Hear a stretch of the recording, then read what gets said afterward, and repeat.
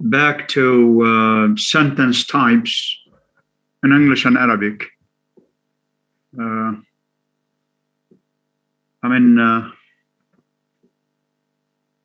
A sentence we said may consist of one word or a group of words. In some languages, like Arabic, since we have verb conjugations, the word may stand, a single word may stand for a whole sentence, a full sentence. In languages like English, the sentence consists of a sequence of words. Since we must have, the existence of a subject, a noun or a pronoun, is obligatory in English to mark the subject-verb agreement, while in Arabic, deleting the subject pronoun is obligatory because there is a morpheme. Arabic uses affixes added to the base to show the subject-verb agreement. So if we say ضربت, that means that the subject is, what is the subject? When we say ضربت or كتبت? Doctor. Yeah, what does it stand for? Who is the subject? Pronoun. Who is the subject? أنا. Okay, right. كتبنا with a noon. نحن كتبنا, not كتبنا. كتبنا. نون النسوة. That's it. Okay. هن كتبتا. You. كتبتا. هما. Yes. Okay. كتبتم. هم. أنتم. هذا اللغة العربية عندكم مكسرة يبدو. كتبتم. أنتم. Yes. كتبتم أنتم. كتبوا. هم. كتبت. هي. How do you translate the boys played? The boys. لعب الأولاد. The boys played. لعب الأولاد. لعب الأولاد. لعب الأولاد or الأولاد لعبوا. Yes. Yeah.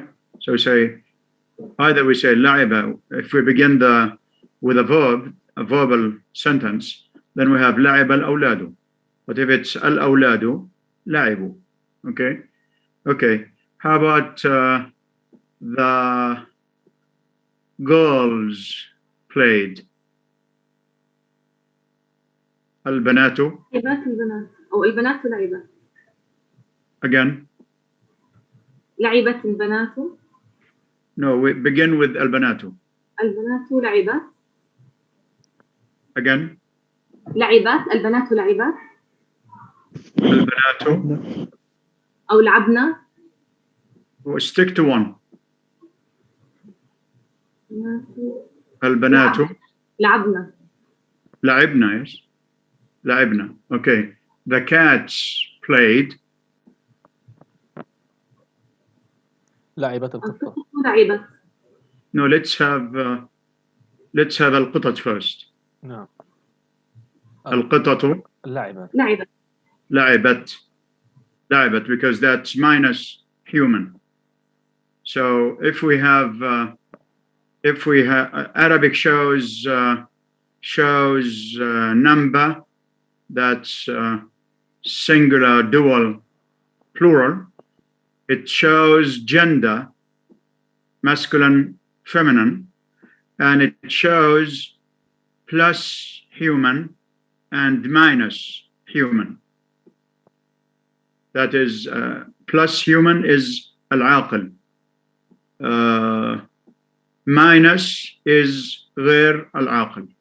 So غير العاقل has a certain form. So we can't say, for instance, القطط لعبنا or لعبوا. There's a special form. القطط لعبت. How about the lions roar? The lions roar. R-O-A-R. تزأر الأسود. تزأر الأسود. That's very good, yeah. تزأر الأسود أو الأسود تزأر. Yeah, so there's a special form for minus human. Okay. Now, what do we mean by we have nominal sentences and verbal sentences? What is the difference between a nominal and a verbal sentence? Nominal is noun. name, verbal, and One at a time, please. One at a time. Dania. yes, doctor. Nominal start to noun, verbal it start to verb. Okay, right. A nominal sentence begins with a noun, yes? Yes. Now, all English sentences are nominal. In the affirmative, all nominal sentences in English in the affirmative are nominal sentences because the word order is subject, verb, object, or subject, verb. I mean, we have three, either we have subject, verb, she laughs, subject, verb, object, she or he wrote a letter, and subject, verb, object, object, two objects. She sent her friend an email. She sent her friend an email.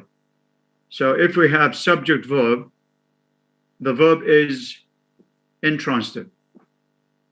Intransitive.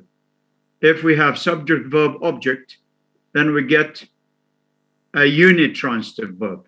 Uni, which means one. It needs one object. If it has two objects, then we call it ditransitive. Di means two. So we have intransitive without any object, unitransitive with one object, and ditransitive with two objects. Now, English has nominal sentences.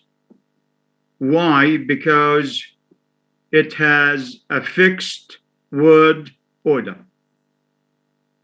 It has a fixed word order. The reason why the case is so in English is that it has lost case endings. And English has undergone linguistic changes, drastic linguistic changes, to the extent that it lost gender. So nowadays we don't, I mean, when we speak English, we say professor, nurse, doctor, teacher, driver.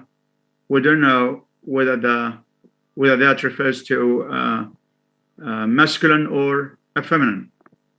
While of course in Arabic we do have. So if we say teacher, the equivalent of that would be مدرس or مدرسة. Teachers would be مدرسون or مدرسات. So in Arabic there is gender. In English there is no case ending, no case endings. You know what that means? Case endings الحركات الإعرابية. So in Arabic, for instance, we have nominative, accusative, and genitive. Nominative اللي هو الرفع يعني علامة الرفع. Accusative النصب. Genitive الجر. So this makes Arabic word order free. So we say Arabic has a free word order because it has case endings. Because no matter what position the word occupies, it would still be either nominative, accusative, or genitive. So the position of the word is not that important because there is a case ending which shows that this is a subject, فاعل, an accusative, مفعول, a genitive, مجرور. Yeah. Now languages that have case endings have free word order. So the only word order in languages that have fixed word order is subject, verb, object, like English. Subject, verb, object. There is no way we can shift the subject to the object position while maintaining the same meaning. So Mary, let's say John, this is a very common example. Yeah? John hit Mary. If we make it Mary hit John, the meaning It's different. radically changes. Yeah, radically changes. Okay?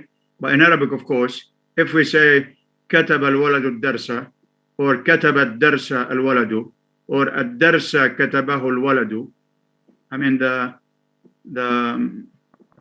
the function would be still the same because of case endings. Now in Arabic we may have subject verb object, verb subject object, verb object subject, and object verb subject. Okay, now here we have nominal sentences that begin with a noun. Okay, on page 24 we have verbal sentences. Osama, if you like to read this part.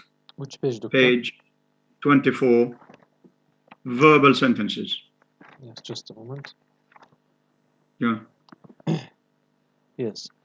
A verbal sentence is a sentence without a verb. It is a different form of nominal sentence, which is a sentence that begins with noun. Very English. No, sorry, where about is that? It's 24, part 1, verbal sentence. 24, verbal sentence. Yes. Yeah. A verbal sentence is one of the begins with a verb. It is understood that Arabic uses such sentence abundantly, unlike English, which does not use such sentence. Okay. If you examine SS 1 to 5 in the previous section, and you omit all the subjects, what remains is a sentence without subjects. Verbal sentence, such sentence include the verb and do not need the subject because the subject copy is always there, suffixes after the verb. Whether there is a subject or there is not, look at this rule. Nominal sentence minus subject. Verbal sentence Okay. It means No, that you see, sorry. yes. I mean, we have suffixes. I mean, when we say yal'abun, okay, the waw noon here is a suffix, which refers to the subject. Yal'abna, another suffix. Yal'abani, yal'aban, okay, alif noon. So there is always a suffix which indicates refers to the subject. So there is no need to say hum yal'abun, because yal'abun has the suffix waw noon, which indicates the subject. Okay. Let's have the next type. Okay, thank you. Let's have somebody else. So first we have nominal sentences that begin with a subject, with a noun or a pronoun. Verbal sentences, those that begin with a verb. Then here we have verbless sentences. Who would like to read this section? Then we'll discuss it. Yeah, anybody? Any volunteers? May I, Doctor? Who is that? Dina? Yes. Yeah, okay. A verbal sentence is one that begins with a main verb. It is understood that Arabic uses such as abundantly, unlike English. Sorry, I mean, we are doing the next. First, we had nominal sentences. Yes. Usama read verbal sentences. Now we have verbless sentence. Verbless, yes, okay. Yeah, verbless. A verbless sentence is a sentence without a verb. It is different from a nominal sentence, which is a sentence that begins with a noun. Every English sentence must contain a verb usually. After that, the subject. Example, Ali is a polite boy. The only exception is some exclamations. Example, what a day. In Arabic, the parallel sentence is Ali waladun mu'addab. This Arabic sentence is noun plus adjective. It is a verbless sentence and nominal one at the same time. Some nominal sentences in Arabic contain verbs. Example, Ali يتكلم بطلاقة. A nominal Arabic sentence may contain a verb or may not.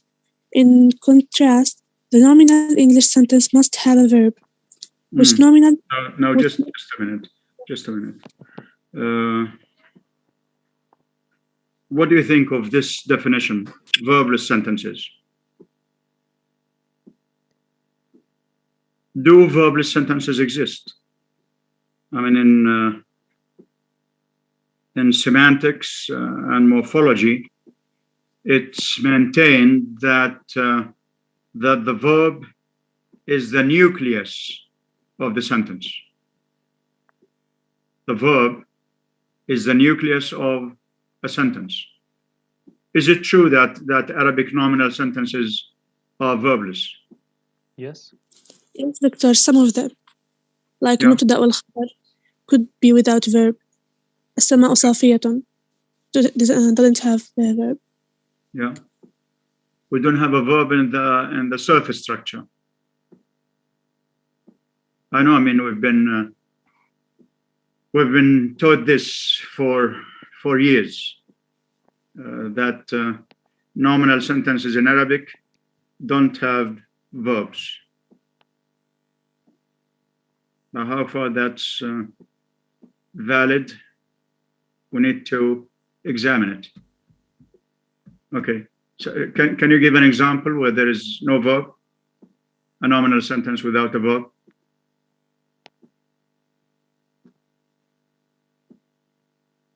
Yeah. Now, in English, for instance, we say the boy is clever. So we have is. جميلة هذه we have الحياة is. مثلا. Again. جميلة هذه الحياة.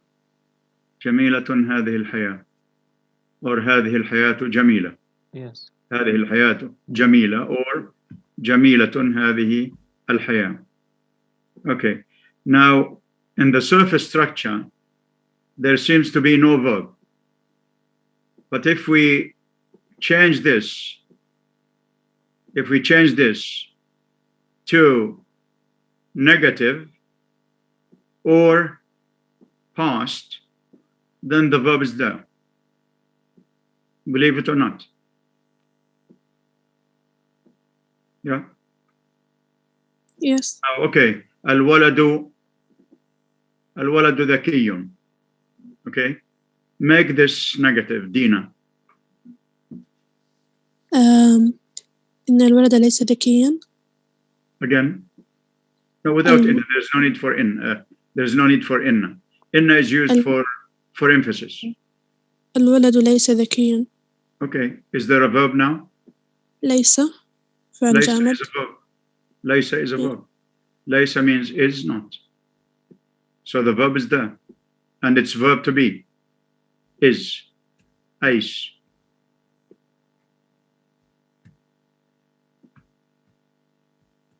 This is why we need to use critical thinking.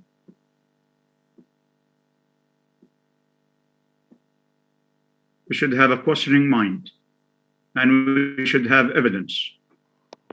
And then it's known that الجملة الاسمية لا فعل فيها. This is too vague. It's a generalization. تعميم. احنا بنعمم احيانا. الجملة الاسمية, if we simply make it negative, we get الولد ليس ذكيا. So ليس here has لا plus أيس. It's a compound. Make it past tense. What do we get? الطالب غائب.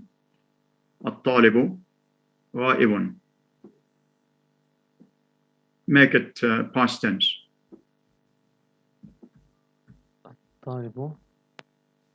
كان الطالب غائبا. كان الطالب غائبا.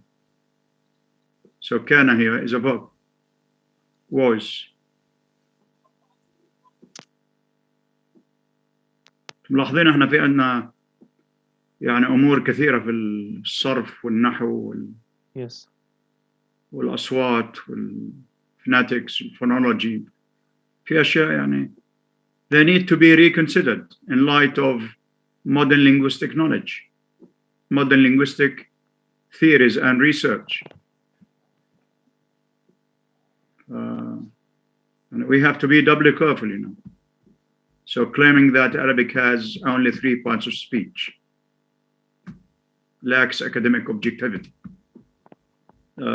Claiming that that the number of tenses in Arabic is 3.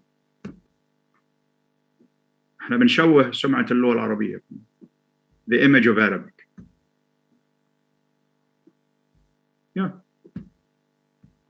That's why most foreigners don't think highly of our culture, our language, you know, our way of life, because sometimes we misrepresent our image, linguistically, culturally, religiously, Yes. everything.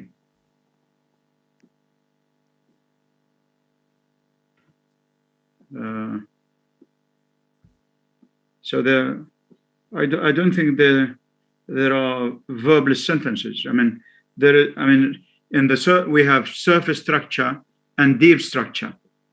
Now, in the deep structure, there is a verb. It appears in the past tense. It appears in the negative, present negative. الطالبات مجتهدات. Okay, make it negative. What do we get? الطالبات لسنا مجتهدات. Yeah. So we have لسنا. So the verb is there because the verb is the nucleus of the sentence. If there is no verb, there is no sentence. Now, in case of Arabic, for instance, we have a one sentence word. That one sentence word is a verb. So when we say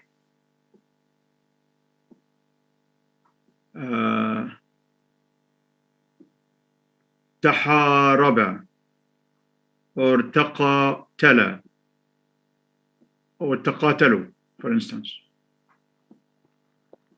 they fought each other or one another. It's one word and it's a verb because the verb is the nucleus of the sentence. Anyway, this is just a remark. We have to make some remarks. So I would change this and make it a nominal sentence in Arabic may contain a verb or may not. In contrast, the nominal English sentence must have a verb. So make this a nominal Arabic sentence may not contain a verb only in the present affirmative. Only in the present affirmative, but in the deep structure there is a verb. So when we say الطالب ذكي, it implies الطالب يكون ذكيا. But we use ليس, أيس and ليس. By the way, they are used, I mean, we use ليس and أيس. And this seems to be a universal verb. Okay. Which nominal, carry on, Dina or someone else? Yes, Doctor. Okay, carry on. The next paragraph. Which nominal Arabic sentence are verbless? Such sentence must refer to the present time. Okay. If the time is non-present, a verb must be used to mark past or future time. Example: even present negative. Yes. Even in the present time. In the present time, just the affirmative. Just the affirmative. It doesn't appear. I mean, the verb does not appear. But if we make the present time negative, then it's there. Yes. We omit يكون only when the time is present. Example: الولد هنا with the negator لم. يكون appears again. Example: لم يكن الولد هنا. Here we have يكن then.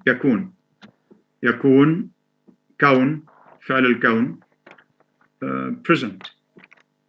لم يكن, I mean, we have لم followed by the present form. Yeah. This يكون deletion my account for verb plus sentence in Arabic. Okay. Right. Then we have auxiliary sentence. Right, thank you. Somebody else? Can I, Doctor? Yes, Salsabilia. Yes. Yeah, okay. Auxiliary sentences. Auxiliary sentences is one that begins with an auxiliary.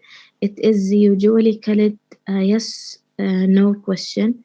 Example: Did he come yesterday? Such sentences exist in English, but not in Arabic. More discussion about question will be presented later. What do you think? Such sentences exist in English, but not in Arabic. So does that mean that that Arabic has no auxiliary sentences? No. No, we have. That's another grave error. This is how this is not just adopted by the author of this book. I mean, by all Orientalists, by the way. Western linguists, I mean, believe the same because they copy whatever Arab grammarians write about Arabic. Yeah. Doctor, why we are studying something like that? Who? We as students. Well, this is our job. I mean, as university students, we should have a questioning mind. We should adopt a critical thinking approach instead of just, parroting things. I mean, we are in the habit of learning by heart. We learn by heart without thinking. Yeah, in most cases,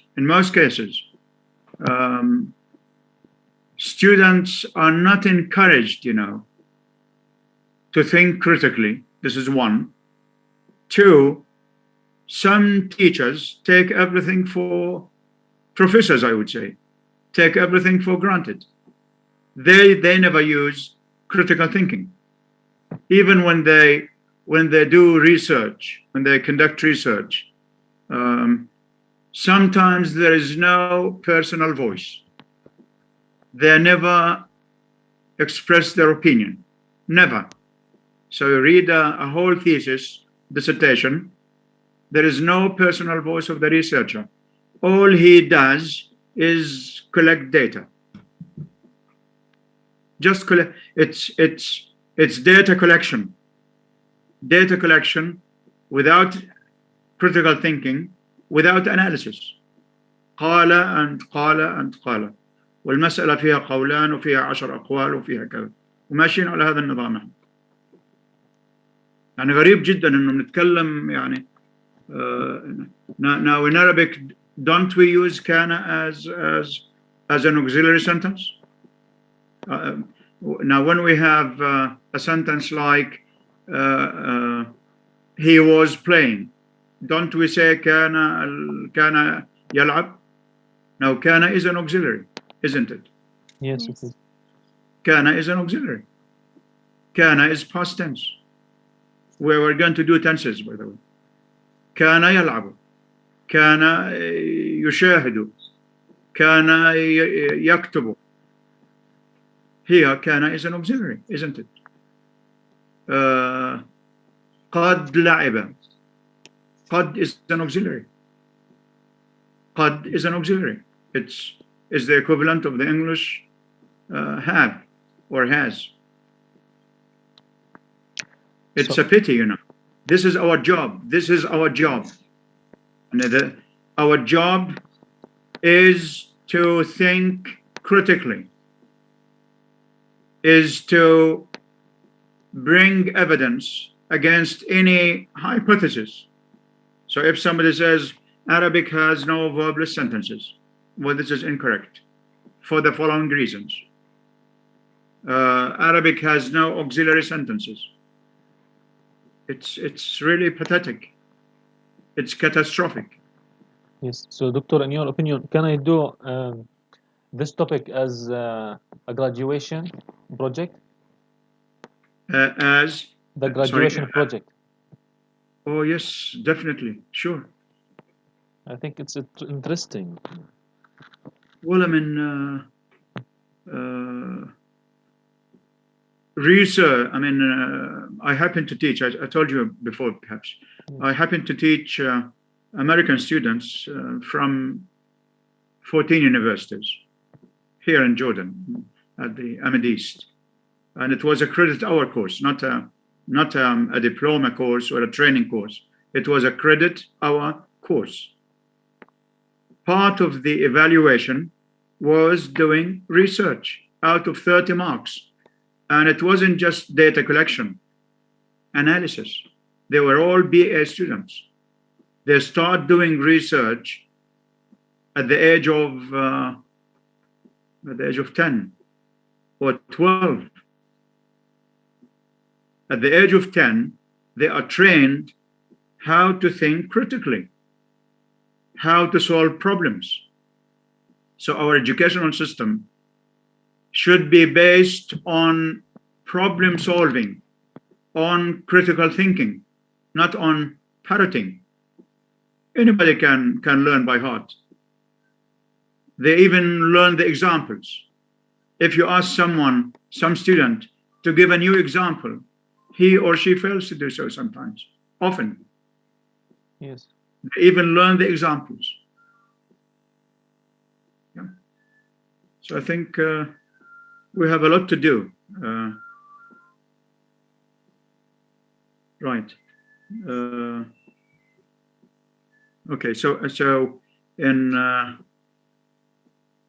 auxiliaries, for instance, Arabic does have auxiliaries. I mean, it has kana, it has qad,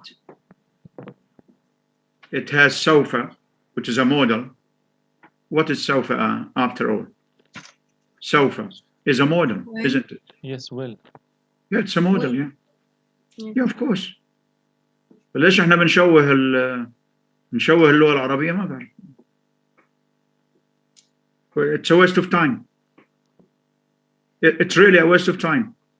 If we don't come up with something new, if we don't reconsider certain aspects, why are we doing research?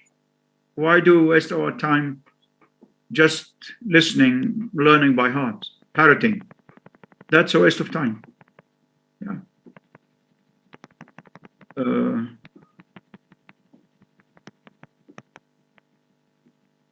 Anyway, other types of sentences. So we have statements, we have affirmative or declarative. She's beautiful. Questions or interrogative sentences is another type. Commands or imperative, and exclamatory sentences. تعجب. So we have affirmative, negative, interrogative. Negative interrogative is not mentioned here. So we have affirmative to start with, إثبات. Negative, نفي. Interrogative, استفهام. Negative interrogative, which is الاستفهام المنفي. Yeah, الاستفهام المنفي. Imperative, الأمر or command, and exclamatory sentences. These all types do exist in both languages.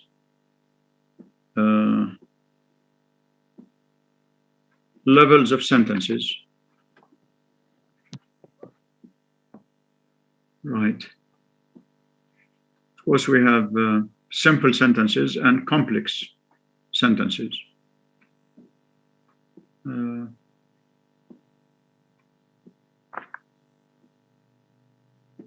Okay.